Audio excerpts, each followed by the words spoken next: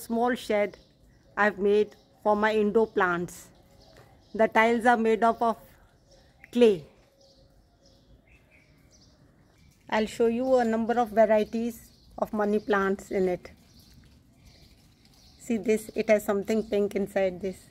And see this one with such a sharp tip like that. And how it's sprouting a new leaf. And look at this money plant again. Such a healthy and shiny leaves it has. See the shape.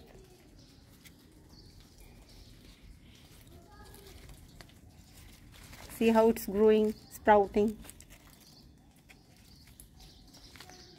And see this another money plant.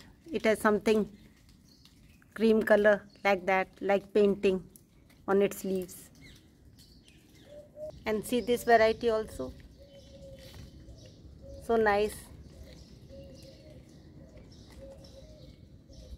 Just enjoying my rainy day, making videos. Bye.